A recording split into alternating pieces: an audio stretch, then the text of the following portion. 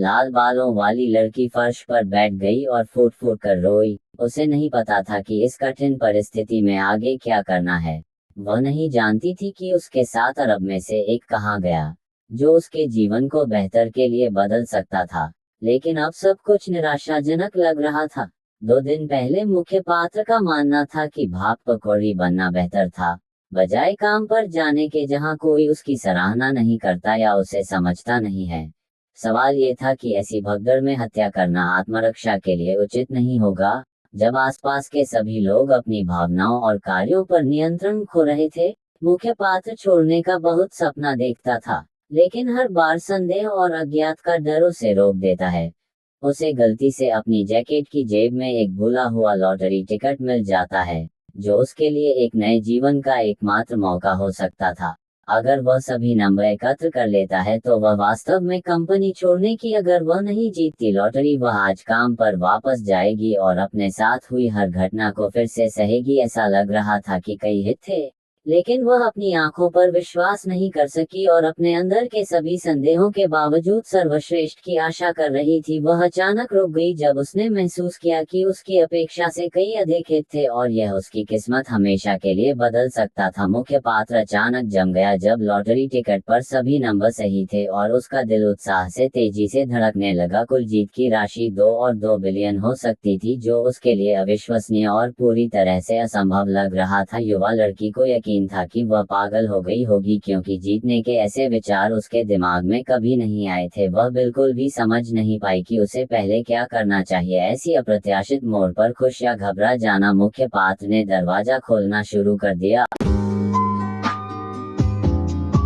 और जोर से चिल्लाया कि वह उम्मीद कर रही है कि यह उसके नए जीवन की शुरुआत होगी। जल्दी ही सब कुछ बदल गया था। आदमी ने पूछा कि क्या वह वास्तव में सोचती है कि वह इस पूछा कि क्या वह वास्तव में सोचती है कि वह इस शादी के साथ जो चाहे कर सकती है, क्योंकि ऐसा व्यवहार बेहद अनुचित था। मुलायम गुलाबी बालों वाले आदमी ने अपनी बहन के बारे में इस तरह बात न करने के लिए कहा, क्योंकि यह उसके आसपास के सभी लोगों के लिए बेहद अप्रिय था। मुख्य पात्र को आश्चर्य हुआ कि क्या उसने वास्तव में कंपनी का दरवाजा खोला या ये सिर्फ एक गलती थी। उसने ये कहते हुए माफी मांगी कि सबसे अधिक संभावना है कि उसने अभी गलत मोड़ लिया था, लेकिन अंदर से वह सर्वश्रेष्ठ की उम्मीद कर रही थी और स्थिति से बाहर निकलने का रास्ता ढूंढ रही थी। अचानक लड़की ने जूते और एक पोशाक देखी जो उसने निश्चित रूप से पहले कभी नहीं पहनी थी, और इसने उसे कई सवाल पैदा किए। ड्यूक ने नौकरानी एनी से सीए को कमरे में ले जाने के लिए कहा, क्योंकि वह अभी भी अच्छा महसूस नहीं कर रही थी और उसे दूसरों की मदद की जरूरत थी। नौकरानी तुरंत युवा लड़की के पास गई और मालकिन से कहा कि उन्हें जाना होगा, क्योंकि समय बीत रहा था और रुकने की कोई जरूरत नहीं थी। हमारी नायिका किसी भी तरह से समझ नहीं पा रही थी कि वह किस तरह का सुंदर मध्यम आयु वर्ग का आदमी था, जो स्पष्ट रूप से पहले कंपनी में नहीं था, अब उनके चारों ओर हो रहा था। मुख्य चरित्र ने भ्रम में पूछा कि लड़की ने कोरियाई कहाँ से सीखी, क्योंकि यह उसे बिल्कुल अविश्वसनीय और आश्चर्यजनक लगा। एनी इस प्रश्न का उत्तर कैसे दे,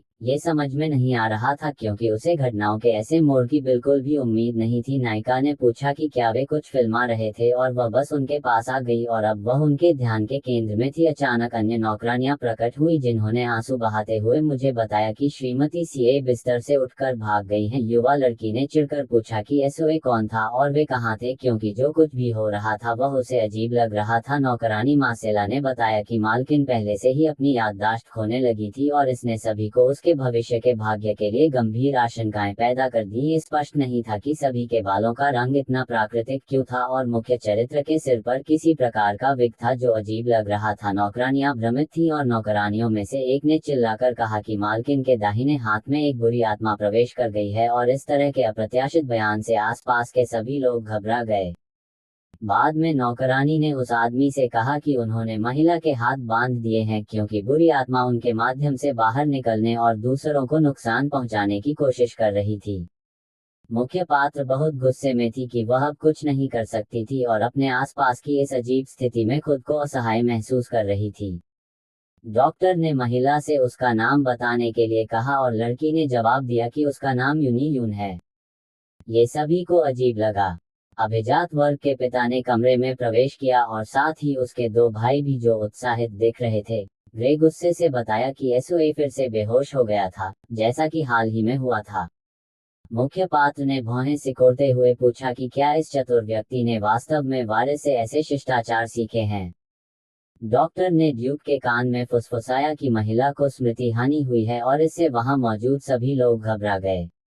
अब इस बारे में सोचते हुए लड़की को एहसास हुआ कि वह कुछ महत्वपूर्ण भूल गई है और यह उसे उस समय बहुत परेशान कर रहा था। मुख्य पात्र को डर के साथ एहसास हुआ कि उसकी लॉटरी की जीत कहीं चली गई थी और यह बेहद वह थोड़ी देर और इंतजार कर सके, क्योंकि वह पूरी तरह से निराश थी। उसने कहा कि उसे तुरंत घर जाने और अपनी जीत लेने की जरूरत है, जो अब उसके लिए बहुत महत्वपूर्ण थी। हल्के गुलाबी बाल वाले एक व्यक्ति ने अपने पिता से वहीं रहने के लिए कहा, क्योंकि स्थिति में उपस्थित सभी लोगों से शांति की आवश्यकता थी। उसने एसओएस से यह बताकर माफी मांगी कि उसका दिमाग एक पल के लिए स्थिर हो जाएगा, जो कमरे में सभी लोगों के लिए खतरनाक लग रहा था। जब नायिका ने अपनी आंखें खोली, तो उसने महसूस किया कि वह अपने कार्यालय में नहीं थी, जैसा कि उसने शुरू में सोचा था, और इसने उसे जीत की राशि से भ्रमित कर दिया। लड़की अपने कर्ज का भुगतान कर सकती थी और शेष के साथ अपने लिए एक अच्छा घर खरीद सकती थी। संस्था में थी और मदद की तलाश में थी। नौकरानी एनी लड़की के पास आए और वादा किया कि वह महिला की मदद करेगी। अतीत की सारी यादें ताज़ा कर दो जितनी जल्दी हो सके। वह नौकरानी के साथ उसके चेहरे पर मुस्कान थी और उसने कहा कि वह मालकिन के लिए एक गिलास पानी ले आओ और अभी उसे आराम देने के लिए कुछ चाय। मुख्य पात्र को तुरंत एहसास हुआ कि वह अब कोरिया से बहुत दूर थी और इस समय उसे बहुत आश्चर्य हुआ ये कि वह और इस समय नौकरानी ने देखा कि लड़की खिड़की के पास खड़ी थी और उसे डर था कि खिड़की के बाहर ठंडी हवा से उसे सर्दी लग जाएगी। उसने उसके ऊपर एक कंबल डाल दिया और उसे इस ठंडे दिन में थोड़ा गर्म करने के लिए रोटी के साथ चाय पीने के लिए आमंत्रित किया। मुख्य पात्र को अपनी माँ की दयालु आंखें याद आई, जो हमेशा अपनी बेटी के लिए गर्मजोशी और देखभाल से चमकती थी। महिला ने मुस्कुराते हुए जून से पूछा कि क्या वह अपनी माँ के साथ खेलना चाहती है, क्योंकि खेलों के लिए समय बहुत उपयुक्त था। छोटी लड़की ने पूछा कि वास्तव में कहाँ, और महिला ने उत्तर दिया कि यह उनकी सामान्य दुनिया से बहुत दूर है। बच्चे ने तुरंत अपना सिर हिलाकर अपना विरोध व्यक्त किया, क्योंकि वह इतनी दूर नहीं जाना चाहती थी। लड़की की मां ने कहा कि वह शौचालय जाएगी और लड़की से कहेगी कि जब तक वह वापस न आए तब तक वह बैठी रहे। महिला अपनी छोटी बेटी को अपने माता पिता के आने की प्रतीक्षा में एक बेंच पर अकेला छोड़कर चली गई। जून ने केवल यह अनुमान लगाया कि वह अपनी मां को फिर कभी नहीं देख पाएगी, लेकिन वह पुलिस के सामने रो नहीं सकती थी और चाहिए जिसकी उसे एक कठिन दौर। मुख्य पात्र ने नौकरानी एनी से पूछा कि वह उसे बताए कि वह कौन है और इस बड़े घर में अब वह कहाँ है। इसलिए लियोन विर्गो ड्यूकल परिवार की सबसे छोटी बेटी थी और जन्म से ही स्वास्थ्य में बहुत कमजोर थी, जिससे वह परेशान थी। महिला के 3 भाई थे, जिनमें से सबसे बड़ा शूरवीरों का कमांडर था और वर्तमान में उनके साथ हवेली में नहीं था। गुलाबी बाल वाले व्यक्ति का नाम हमोन था और वह जादू के बारे में कुछ जानता था, और तीसरा ग्रे तलवारबाजी का मास्टर था। महिला का तीसरा भाई कभी भी किसी रात्रिकालीन आदेश में शामिल नहीं हुआ। वह नियमों से स्वतंत्रता और स्वायत्तता पसंद करता था। स्थितियों के बावजूद मुख्य पात्र ने इसे बकवास माना, क्योंकि ग्रे ने उससे बहुत बात की, अहंकार से और सम्मान नहीं दिखाया। नौकरानी एनी बहुत खुश थी जब मालकिन ने औपचारिक रूप से उसे उत्तर दिया, और एक मुस्कान के साथ, जो सुनने के लिए अच्छा था। नौकरानी को यकीन था कि महिला की यादें पहले से ही उसके पास वापस लौटना शुरू हो गया था। गुमनामी की एक लंबी अवधि। मुख्य पात्र ने आत्माओं के बारे में कहानी याद की और वे किस प्रकार अलग अलग तरीकों से एक दूसरे को काट सकते हैं। दुनिया और लोगों के जीवन की एक विशिष्ट कहानी जहां हर किसी का पसंदीदा हीरो